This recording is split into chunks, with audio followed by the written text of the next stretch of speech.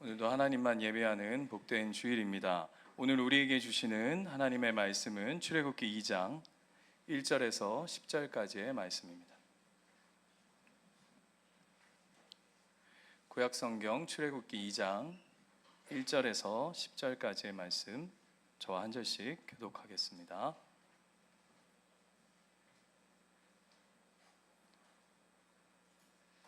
제가 먼저 읽겠습니다. 레위 가족 중 한 사람이 가서 레위 여자에게 장가들어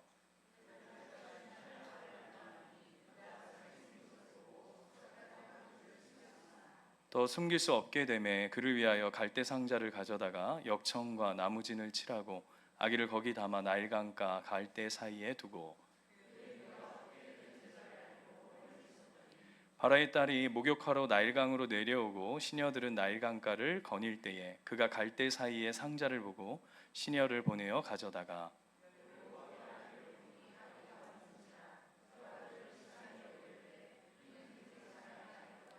그의 누이가 바로의 딸에게 이르되 내가 가서 당신을 위하여 히브리 여인 중에서 유모를 불러다가 이 아기에게 젖을 먹이게 하리이까.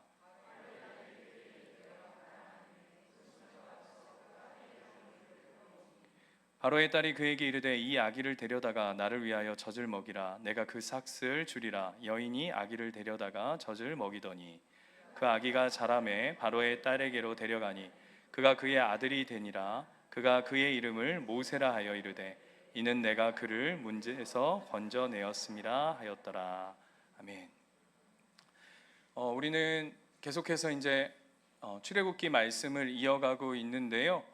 지난주 말씀을 기억하실지 모르겠는데 우리가 믿음의 선한 싸움을 싸워감에도 또 하나님의 뜻과 하나님을 두려워하며 그 믿음을 지켜감에도 불구하고 우리가 믿음으로 세상 앞에 섰을 때 그리고 하나님 뜻 앞에 섰을 때 세상이 그 뜻 앞에 그 믿음 앞에 이렇게 잠잠해지고 고요해지기보다는 오히려 더 큰 소리를 내고 요동을 치고 폭발하게 되는 모습들을 우리가 지난주에 살펴보았습니다.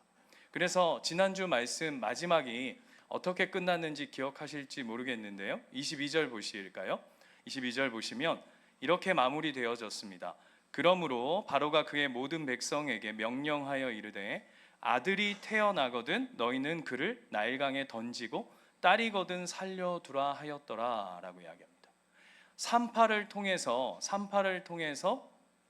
이제 생명을 해하려 하고 통제하려 했던 바로가 그게 먹히지 않자 어떻게 하냐면 이제 직접 전면에 나섭니다. 그래서 이제 내가 아들이거든 나일강에 적극적으로 빠뜨려 죽이겠다라고 하는 명령을 이제 선포하게 되어집니다. 그리고는 우리가 오늘 읽었던 2장이 시작되어지는데요. 2장은 한 가정을 소개합니다. 한 가정을 소개하죠. 저를 보시면 안 되고요. 2장을 보시면 뭐라고 소개하냐면 레위 가족 중 한 사람이 이렇게 시작되어집니다. 그런데 이 레위 가족 중 한 사람이라고 한다면 무슨 얘기냐 하면 히브리 사람 아닙니까? 그들이 사랑하고 결혼하고 임신해서 아들을 낳습니다. 별로 안 놀랍니다. 아들이거든 나일강에 빠뜨려 죽여라. 이제 이게 국령이 떨어집니다. 바로는 왕이기도 하지만 그 사람이 곧 나라입니다. 그렇죠? 그의 명령이 뭐였냐면 히브리 아들이 태어나거든 죽여라. 바로 뒤이어서 2장 1절이 히브리 사람이 결혼했는데 임신해서 아들을 낳았다. 어땠을까요? 부모 마음이. 이렇진 않았을 겁니다. 남의 일이라고. 그렇죠? 지금 내가 당하는 일이 아니니까 여러분 굉장히 이렇게 그냥 뭐 잡잡하고 빨리 그 너의 스토리를 이어가라 뭐 이렇게 표정 지으실 수 있는데 굉장히 큰 일입니다. 굉장히 큰 일. 여러분 부모 입장에서 너무 또 거기다가 너무 잘생긴 아들이라고 성경이 이야기하지 않습니까? 아이를 낳는데 너무 이쁜 거예요. 이거를 보낼 수 있겠습니까? 그러니까 이 부모들이 어떻게 했냐면 꽁꽁 숨깁니다. 꽉꽉 틀어막습니다. 어떻게든 이 아이를 바로에게 빼앗기지 않고자 안간 힘을 다 써봅니다. 그런데 그 시간이 얼마만큼 밖에 소용이 없냐 하면 딱 석 달이었던 것 같아요. 그래서 더 이상은 숨길 수 있는 방법이 없자 여러분 우리가 잘 아시는 것처럼 이 아이를 어떻게 하죠? 여보세요? 어떻게 한다고요? 여러분 성경은 안 봐도 영화는 보셨지 않으십니까? 그죠? 이 이집트 왕자라고 하는 영화 내용이잖아요. 갈대 상자에 넣어서 어떻게 한다고요? 여러분 우리 예수님교회 성도면 나일강에 띄운다 그러면 제가 진짜 막 꼭지가 돕니다. 나일강에 띄운 건 영화에서나 띄운 거라 그랬죠. 드라마틱해 보이죠. 그죠? 나일강에 갈대 상자에 아이를 담아서 이렇게 물 강 위에다 이렇게 띄워서 막 이렇게 흘러가는 그 물줄기를 보면 굉장히 영화적으로는 드라마틱할지 모르겠으나 성경은 나일강에 띄웠다라고 이야기하지 않고 분명한 목적과 의도를 가지고 모세의 누이가 갈대 사이에다가 의도적으로 가져다 놓았다고 성경은 이야기합니다. 목사님, 진짜입니까? 보시죠. 자, 3절. 더 숨길 수 없게 되매 그를 위하여 갈대 상자를 가져다가 역청과 나무진을 칠하고 아기를 거기에 담아 나일 강가 갈대 사이에 픽스해 두었다라고 성경은 정확히 이야기하고 있습니다. 그런데 6절 보시면 그렇게 돼 있는 사이에 누가 목욕을 하러 나오죠? 바로의 딸 공주가 여기에 이제 목욕을 하러 나왔다가 목욕을 하고 있는데 어디서 아기 울음소리가 막 들리는 거죠. 응애 응애. 여러분 아기가 응애 응애 울죠, 그죠? 여기 있어요 이러진 않지 않습니까? 아기가 여기 공주님 막 이러지 않지 않겠습니까? 거기서 응애 응애 우니까 시녀에게 가져다가 뚜껑을 딱 열었습니다. 자, 여기까지 들었습니다. 이 이야기 여러분 다 아실 거예요. 오늘 이 이야기 아마 처음 들으신 분들은 이해해 주시고 들어주시고 아마 수없이 들으셨을 거고 이집트 왕자나 뭐 이런 것들을 통해서도 보셨을 거예요. 자, 생각해 봅시다. 지금 이 시점, 자, 뚜껑을 공주가 딱 열었어요. 그리고는 뭐라고 얘기하냐면 보자마자 히브리인의 아기로다 라고 한단 말입니다. 그러면 당연히 여러분이 공주라면 별로 좋은 예는 아닌 것 같은데 여러분이 공주라면 바로 이 시점에서 어떻게 행동하는 것이 상식적입니까? 예? 그렇죠. 여러분 아버지가 바로고 아버지의 뜻이 나라의 뜻입니다. 그의 딸이잖아요. 그의 딸이 히브리 아이가 아들이거든 나일강에 빠뜨려 죽여라, 던져서 죽여라 라고 했음에도 불구하고 아니 뚜껑을 열고 히브리 아기다 뿐만 아니라 히브리 아들이다 라고 확인했으면 이런 스타일일 수 있잖아요. 죄송합니다, 침이. 이런 스타일일 수 있잖아요. 공주 스타일. 생각해보자고요. 어떻게 내가 어떻게 잔인해 우리 아빠 막 이럴 수 있잖아요. 공주님이니까. 그러면 어떻게 하면 돼요? 시녀한테 시키면 되잖아요. 야, 아버지의 국령이다. 이거는 어기면 날아가는 거예요. 그쵸? 그러니 이거 니들이 나 안 볼 때 나 잔인해 못 봐 이럴 수 있잖아요. 이런 스타일일 수 있잖아요. 여러분 같은 스타일. 잔인한 거 못 보는 뭐 이런 스타일. 그러니까 나 안 볼 때 궁에 들어가거든 정리해 이러고 이렇게 들어갈 수 있잖아. 도와주세요. 그럴 수 있잖아. 좀 생각 좀 하자고요, 제발. 그럴 수 있지만 어쨌든 이게 바로의 명령이라고 한다면 정리하는 게 맞지 않겠습니까? 이게 일단 우리의 생각 안에 들어야 하고, 두 번째 질문 한번 해볼게요. 바로의 공주는 뚜껑을 열자마자 히브리 아이다 라고 하는 걸 어떻게 알았을까요? 얘기하지 마. 먼저 들은 분들은 조용히 계세요. 전혀 설교에 도움이 안 돼. 아시는 분들은 조용히 계시고. 자 보세요. 뚜껑을 딱 열었는데 이마에다가 히브리 아이 이렇게 써 있는 게 아니잖아요. 어떻게 아냐고요? 이렇게 유추할 수 있겠죠. 애굽 사람하고 히브리 사람하고 약간 예를 들면 애굽 사람이 조금 더 까무잡잡하다든지 그럴 수 있어서 좀 차이가 나서 그럴 수 있을 것 같다라고 하는데 성경이 얼마나 친절한지 그거 아니라고 뒤에서 이야기해 줍니다. 2장 19절 가볼까요? 2장 19절.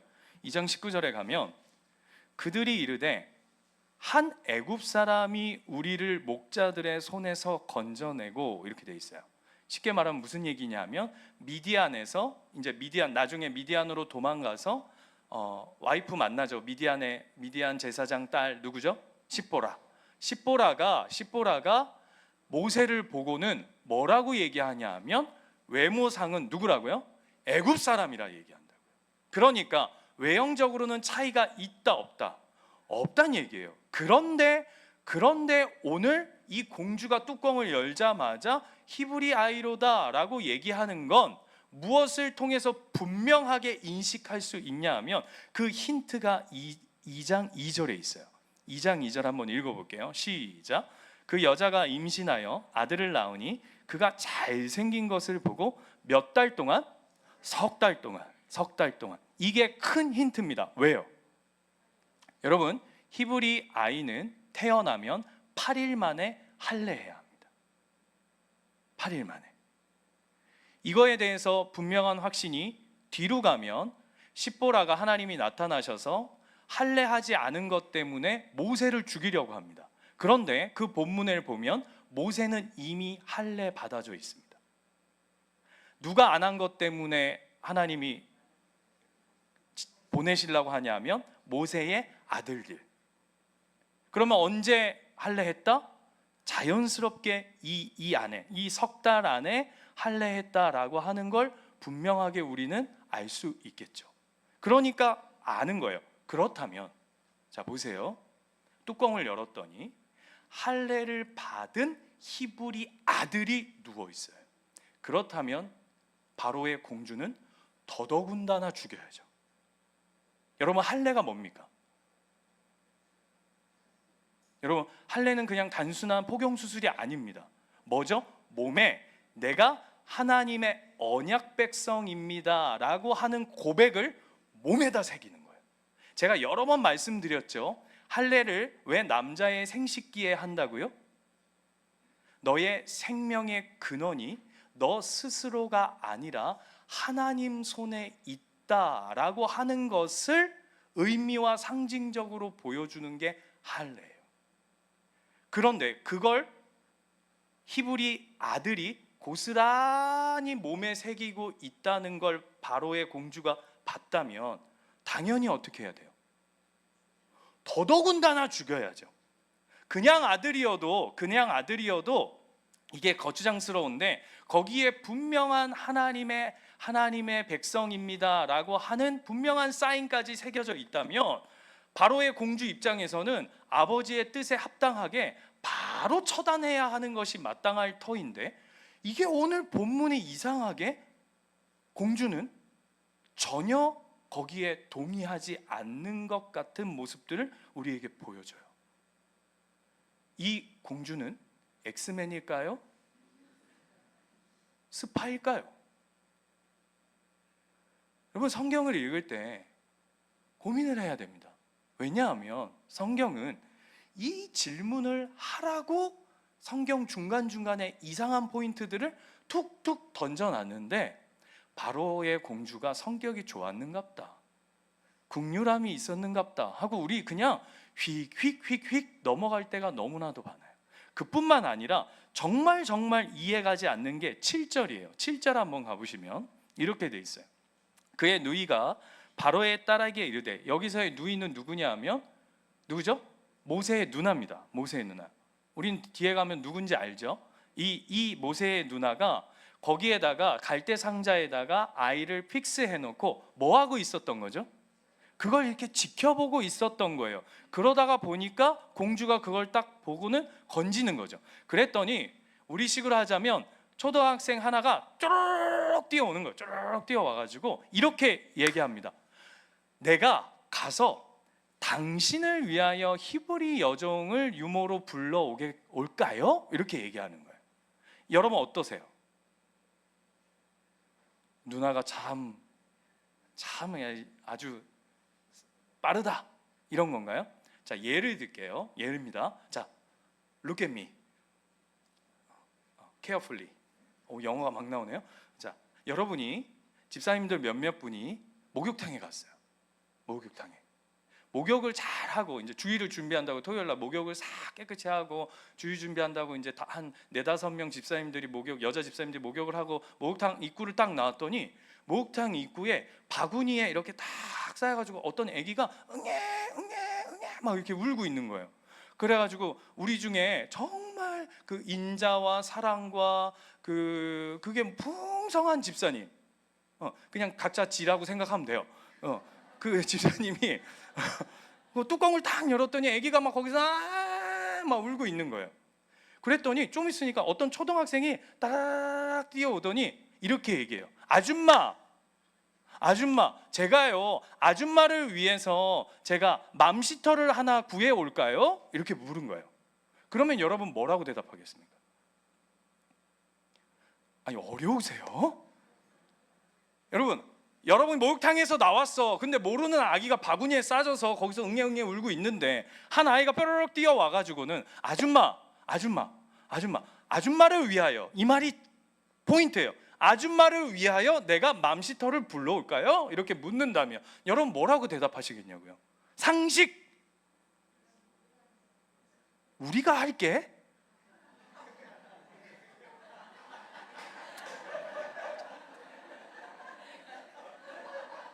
저를 절망하게 감사합니다.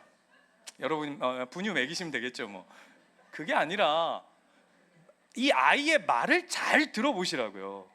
아줌마를 위하여 이렇게 얘기했단 말이에요. 그러면 당연히 이렇게 나와야죠. 얘 내 애 아니야 이렇게 나와야죠. 여러분 안 그러세요? 내 애가 아니야 이렇게 나와야죠. 그런데 이 말을 공주가 그대로 받아요. 9절 보세요. 바로의 딸이 그에게 이르되 이 아기를 데려다가 나를 위하여 젖을 먹이라. 나 이게 이해가 안 돼요. 여러분 이게 이해가 되세요? 아줌마를 위하여 공주는 그걸 받아서 나를 위하여 젖 먹일 사람을 데리고 오라 이렇게 얘기한다는 게 지금 이게 이해가 되세요? 여러분 이게 그냥 성경 안에 어떤 본문으로 자리하니까 여러분이 그냥 아무 생각 없이 그냥 휙휙 지나가는데 이게 우리의 삶 속에 벌어진 사건이라고 생각한다면 얼토당토 안 해야죠. 무슨 공주가 마땅히 정리하고 버려버리고 죽여버려야 할 아이를 이거를 어떤 아이가 와가지고 당신을 위하여, 공주를 위하여, 더 웃긴 건 자기 자신이 나를 위하여 이 아이의 젖먹이를 차지고 와라 이렇게 얘기한다. 이상해야 돼요. 아무도 지금 표정이 이상한 표정이 아니에요. 지금 네가 이상하다 이런 표정으로 저를 보고 계신데 여러분 이게 이상해야 돼요. 더군다나 10절은 대박 이상해야 돼요. 어떤 결론이 나죠? 10절에 그가 자라매 바로의 딸에게로 데려가니 그가 그의 아들이 되니라. 무슨 얘기입니까? 모세가 바로 공주의 양자가 되었다는 이야기예요. 저는 도무지가 이게 이해가 안 돼요. 아니 죽여야 될 아이를 건져서 그것도 예를 들면 이룰 수는 있죠. 어디에다가 보내서 그냥 키워라 이럴 수 있겠지만 얘를 여러분 바로의 공주의 아들이면 뭐가 되는 겁니까? 왕자가 되는 겁니다. 다른 문제잖아요. 그죠? 그러면 여기에 뭐가 당연히 질문되어져야 되냐면 이게 뭔가 있구나. 이게 뭔가 다른 문제가 있구나. 여기에 숨겨져 있는 먼 스토리가 당연히 있겠구나라고 하는 질문이 우리 안에 올라와야죠. 되셨어요? 여기까지요? 이제부터 제가 풀어갈 겁니다. 이제 궁금증이 여러분에게 없는 궁금증을 제가 만들어서 여러분 머릿속에 넣어드렸고 그 다음에 그거에 대한 답을 제가 추적해 갈 텐데, 오늘 성경 공부한다 생각하시고 여러분 쫓아오시면 좋겠어요. 자, 질문이요. 왜? 그렇다면 가장 근본적인 질문을 한번 해봅시다. 바로의 공주는 왜 하필 여기에 와서 목욕을 해요? 그런 생각. 그 당시에 애굽하면 여러분 우리가 잘 알고 있는 것처럼 이집트 아닙니까? 이집트, 그죠?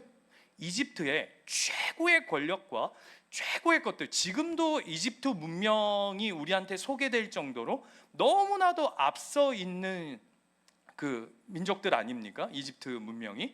그런데 그 당시에 최고의 권력자의 딸인데 그 사람이 목욕할 데가 없어서 나일강에 와서, 그것도 갈대 사이에서 목욕한다?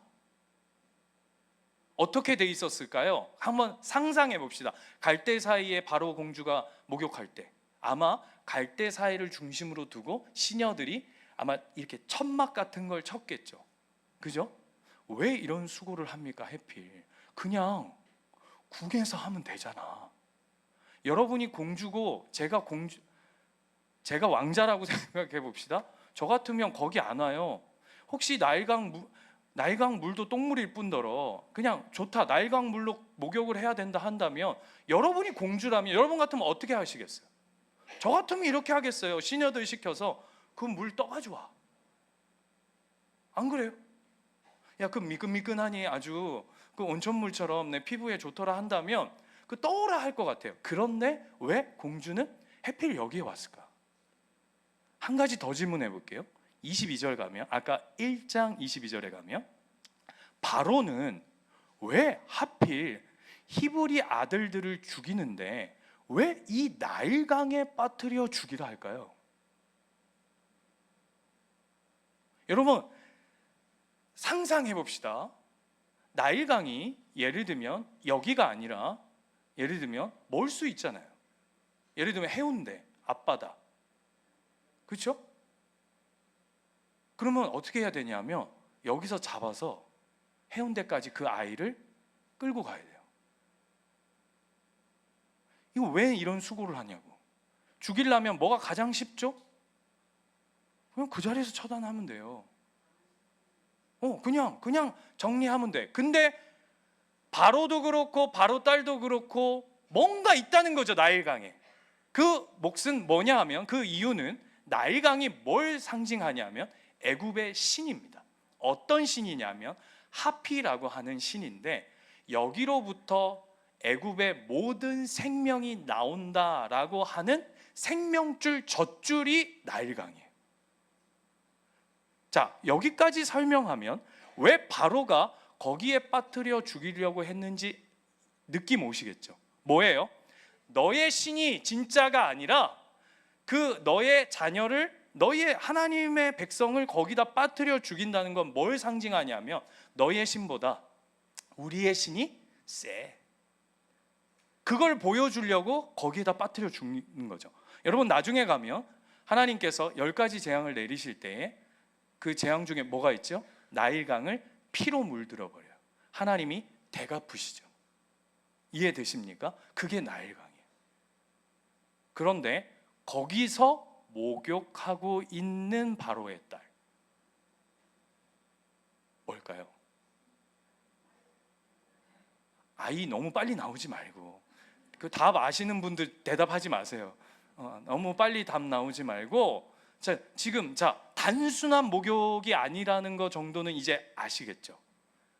이 단어 목욕하다라고 하는 이 단어가 구약의 원문에 보면 어디와 다 맞물려 있냐면, 구약에 하나님 앞에 제사장들이 나가고 제사 드리러 가기 전에 물두멍에서 손 씻을 때에 씻다가 이 목욕과 같은 단어입니다.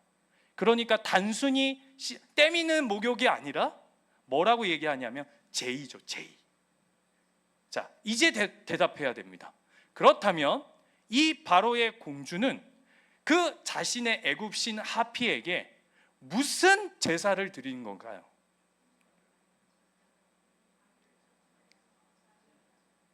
제가 답하지 않아도 여기까지 쫓아왔다면 자연스럽게 그래서 그래 거구나.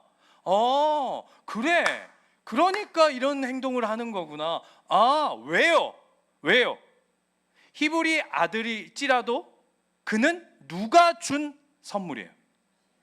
자신의 신인 하피 나일강의 신이 자기에게 선물로 준 아들이란 말입니다. 아들. 그러니까 바로가 히브리 아들이거든 죽여라 해도 그 아버지보다, 아버지의 힘보다, 그 국령보다 센 신, 그들이 섬기는 신의 선물이니까 어떻게 되는 거예요? 괜찮은 거죠.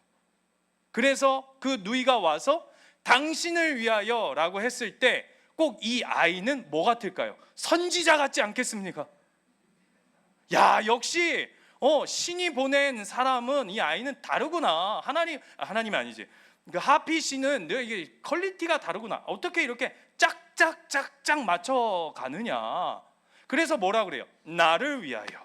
그래서 또 어떻게 합니까? 자신의 양자 삼을 수 있는 거죠. 감춰진 이야기가 이 안에 고스란히 담겨져 있는 거예요. 그런데 여러분, 이게 하피가 한 일입니까? 네? 이게 애굽 신이 한 일인가요? 아니요. 여러분 아시죠? 보세요. 오늘 모세된다. 바로의 딸이 이런 고백을 합니다. 그 이름을 모세라고 해요. 그리고는 뭐라고 얘기하냐면 그를 물에서 건졌다라고 얘기합니다. 질문이요. 이 모세는 이 공주가 건진 겁니까? 애굽 신이 건진 겁니까? 하나님이 건지신 겁니까? 믿으십니까? 아멘이십니까? 오늘 보여지는 스토리 속에 감춰져 있는 이야기들이 있어요. 등장하는 이야기 속에는 바로의 힘의 원리가 돌아가는 것 같지만 보이지 않는 곳에서는 하나님의 작업과 하나님의 일하심과 하나님의 통치와 하나님의 계획하심이 어떻게 흐르고 있냐면 뭐라 그런가? 도도히 물이 흐르듯이. 이게 왜 중요한지 아세요? 이게 우리 인생과 동일하기 때문이에요. 보여지는 것, 들려지는 것, 그게 다가 아니라 세상은 자기가 건졌다, 와우, 세상의 신이 나에게 선물로 줬다라고 이야기하지만 하나님은 그걸 어떻게 이루어 가시냐면, 여러분 씨름 용어 중에 뒤집기 아십니까? 뒤집기. 하나님이 완전히 뒤집어 엎으시는 스토리가 이 안에 가득 담겨져 있는 거죠. 이 이야기는 여기서 끝나지 않습니다. 제가 퀴즈 하나 내볼게요. 성경 안에서 가장 꿀 알바를 한 사람이 누군지 아십니까? 성경에서 가장 꿀 알바. 나도 이런 일을 해보고 싶어. 모세 엄마 맞죠? 왜요? 내 자녀, 내 아들을 키우는데 나라에서 돈이 어마어마하게 와요. 그죠? 여러분 그냥 정부 지원금 이 정도가 아니에요, 여러분. 그죠? 더 웃긴 거, 내 자녀를 어디서 키워줍니까? 궁에서. 영어 학원, 수학 학원 이런 거 1도 보낼 필요 없어. 최고의 것으로, 최고의 학문으로. 그걸 어디서 해준다고요? 바로가. 이게 너무 재밌는 게 뭔지 아세요? 이스라엘을 하나님이 키우시는데 어디서 키우시냐 하면 애굽에서 키워내듯이. 모세라고 한 이스라엘의 영적 지도자, 그죠? 구약에서 최고의 지도자라고 한다면 우리는 당연지사 모세를 뽑을 만큼 그 훌륭한 지도자, 위대한 지도자를 누가 키우냐 하면 바로가 키워낸다고요. 그리고 엄마는 젖 먹이는데 어마어마한 삭스를 받아. 이것만큼 놀라운 일이 어디 있습니까? 예를 들면 이런 겁니다. 어떠한 절에서 큰 스님이 어떤 한 아이를 키우는데 이 아이가 장차 가장 위대하고 훌륭한 한 시대를 뒤집어 엎을 목사가 되는 거죠. 뒷바라지 장학금 다 대고 막 뭐만 안 했을까요? 머리만 안 밀었겠죠. 최고의 하나님이 거기서 길러내는 거예요. 여러분, 하나님이 왜 우리를 이 세상에 두시는지 고민해 보셔요. 그리고 두 번째, 여기가 저는 정말 재밌는데 1장 22절 다시 가볼까요? 1장 22절. 그러므로 바로가 그의 모든 백성에게 명령하여 이르되 아들이 태어나거든 너희는 그를 나일강가에 던지고 나일강에 던지고 딸이 가든 살려두라 하였더라. 자, 바로가 이렇게 명령합니다. 쉽게 말하면 정리해 볼게요. 아들이면 죽이고 딸이거든 살려줘예요. 자, 여기 메시지 안에 담긴 의미가 뭐죠? 아들은 죄송합니다. 제가 한 얘기가 아니에요. 아들은 우리한테 뭔가 피해를 줄 수 있는 존재지만 딸은 아시겠죠? 그 당시에 여자가 가지고 있는 어떤 위치나 이런 부분들 속에서도 동일하겠지만 뭐 딸은 괜찮아, 대충 오케이, 뭐 그게 뭐 지장이 있겠어. 이게 바로의 명령의 포인트였다고요. 그런데 오늘 본문을 보시면, 자 보세요. 오늘 스토리를 다 만들어가는 자리에 대표적으로 아들은 하나도 없습니다. 그죠? 모세 빼고는. 그죠? 자 보세요. 누가 있냐면 3파 둘 다 여자. 모세 누이 여자. 모세 엄마 여자. 바로의 공주 여자. 바로의 공주의 옆에서 시종 드는 시녀들 다 여자. 오늘 본문 안에 모세 빼고 다 뭐죠? 온통 여자. 바로가 이렇게 얘기했다고요. 에이고 딸 지아라 손은 누가 키워 이런 거잖아요. 그런데 하나님이 우리 하나님은 너무 재밌으신 분이에요. 너무 대단하신 분이에요. 어떻게 하는지 아세요? 야, 아들이 신경 쓰이고 딸은 괜찮다고? 내가 보여줘 볼게. 네가 아무것도 아니라고 하는 자들을 통해서 네가 아무것도 아닌 것을 보여줄게. 이게 하나님이에요. 그래서 어떻게 한다고요? 다 여자들이에요. 그래서 그런지 교회도 여자들이에요. 물론 다 여자는 아니지만 농담이었습니다. 재밌으시지 않습니까? 뭘 얘기를 하고 싶은 걸까요? 하나님이 이야기를 하고 싶은 거예요. 나의 사랑하는 자녀들아, 백성들아, 너희가 세상 속에 환난을 당하고 고통을 당하고 너희가 하나님의 마음을 가지고 구원받은 백성으로 살아간다는 것, 빛과 소금으로 하늘의 미랄로 이 땅 가운데 살아간다는 것 참 어렵고 힘든 일이지. 그래서 때로는 세상이 너희를 가만 내버려 두지 않고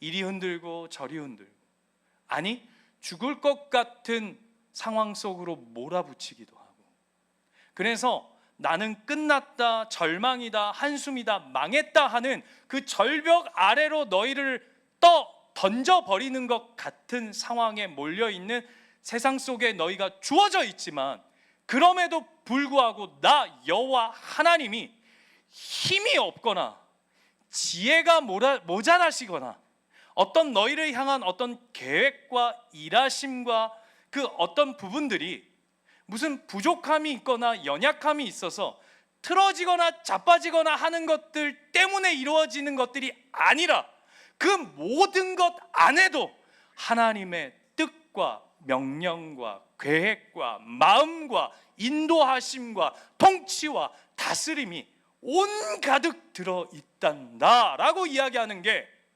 오늘 지난주에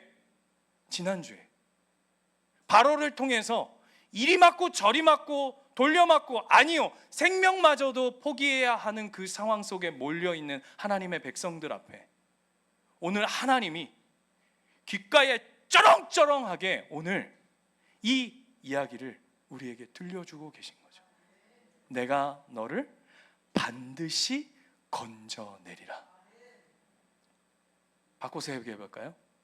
역전의 하나님, 역설의 하나님. 요즘 그런 찬양이 있더라고요. 반드시 역전되리라. 왜요? 우리의 실력 때문이 아니라 한결같이 신실하신 하나님의 은혜가 우리 가운데 있기 때문입니다.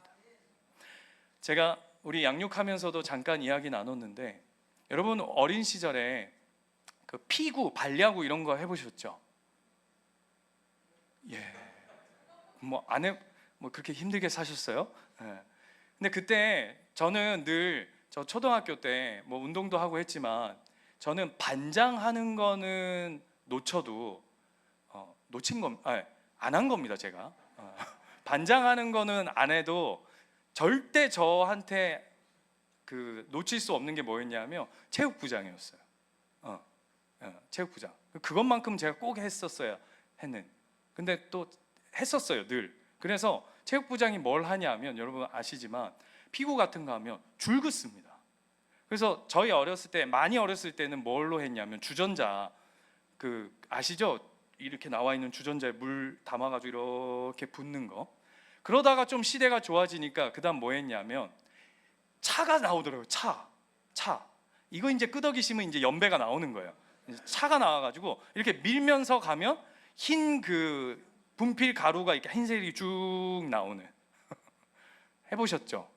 그런데 그걸 이렇게 쭉 그어보면, 그걸 보면 어떠냐면 저는 분명히 똑바로 걷어요. 그죠? 저는 똑바로 걷어요. 근데 나중에 보면 어떻게 돼 있냐면 이렇게 돼 있죠. 이렇게 돼 있거나. 기가 막혀. 나는 분명히, 제가 어떻게 하냐면 저 나름 이게 짱구가 있기 때문에 어디를 기준으로 딱 삼거든요. 예를 들면 어디 꼴대, 뭐 어디 나무 해가지고 저것만 보면서 딱 갔음에도 불구하고 나중에 다 그리고 보고 이렇게 보면은 이렇게 돼 있는. 희한하다. 나는 분명히 나의 길을 정확히 걸었는데 어째 이래 가 있냐? 여러분, 그게 딱 뭔지 아세요? 우리 인생이에요. 우리 인생하고 너무 똑같아요. 무슨 얘기냐? 나는 나의 길을 똑바로 걸어간다고 내 나름 세상의 힘도 써보고 내 힘도 써보고 좋지도 않은 눈도 막 이렇게 저울질 막 해보고 막 뭐 또 팔도 휘어가지고 맞지도 않으면서 막 이렇게 해가면서 안간힘을 쓰면서 똑바로 그었다고 생각하는데, 나는 나의 길을 간다고 생각하는데, 놀라운 게 뭐냐 하면 하나님이 나의 똑바른 길, 그렇게 나의 길을 가는 자의 삶을 하나님이 어떻게 하시냐면 뉘이세요. 틀어요. 억지로 하나님이 나를 붙잡아다가 너 나 떠나면 개고생이야. 너 왜 이렇게 살아? 너 정신 똑바로 차려. 이렇게 하나님 막 우리를 짓밟고 막 공구고 막 옆구리 때리고 때린데 또 때리고 까레피고 까레피는데 또 까레피고 이렇게 해서 우리를 불러가시는 게 아니라, 하나님 우리를 무던히 기다리시고 무던히 참으시고 무던히 함께 하심으로 말미암아 놀라운 건 뭐냐면 하나님이 하실 일들은 하나님은 다 하시더라고요. 그죠? 우리는 똑바로 내 길이 같다고 생각하는데 그 길이 하나님 편으로 이렇게. 그래서 우리의 걸어온 길 뒤를 돌아보면 내가 분명히 나는, 여러분 저한테 이렇게 질문하시는 분이 있어요. 목사님은 목사 안 했으면 뭐 했을까요? 왜 그런 질문을 하는지 저는 이해를 못 하겠어요. 저건 뭐가 있다 이런 거잖아요. 그죠? 저도 가끔 그런 생각을 해요. 나는 내가 목사 안 했으면 뭐 했을까? 우리 다른 데서 만났겠죠. 그죠? 저는 요즘 트로트 가수들을 보면서 내가 저 어디쯤 있으려나, 아니면 뭐 일수 가방 들고 다녔을려나.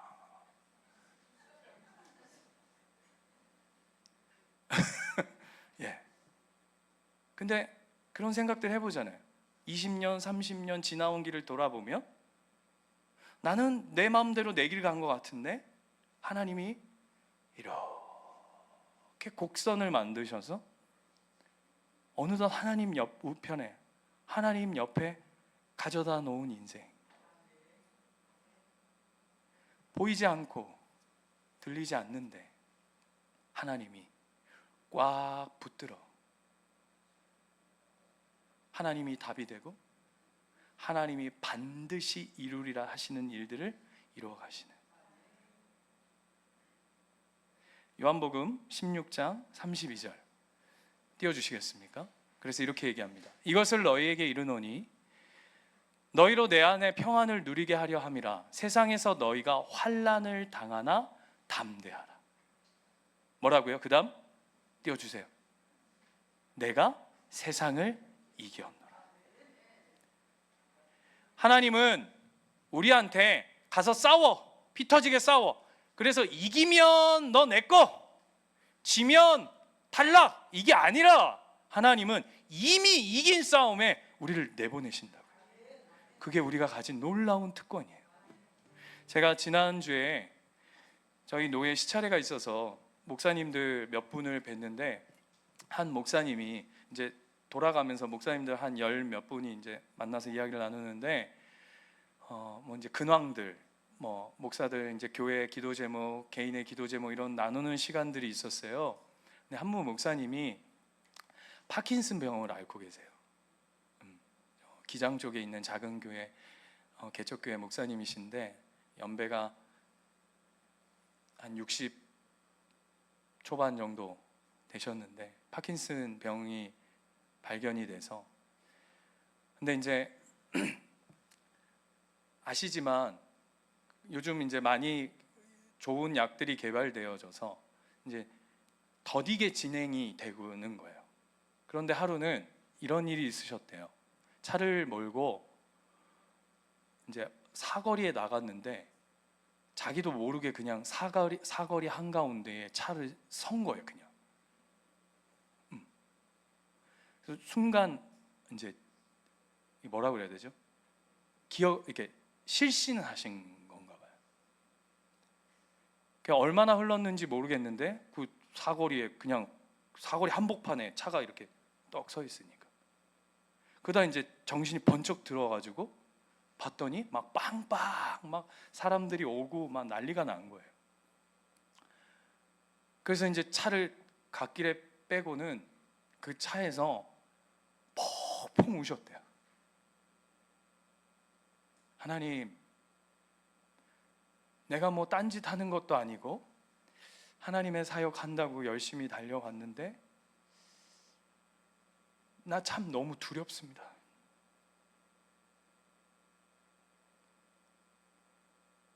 막 원망, 한숨, 불평,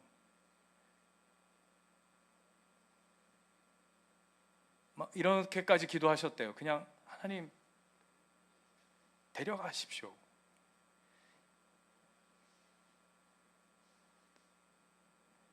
그 이야기를 듣는데 이런 분위기예요. 남일 같지가 않으니까.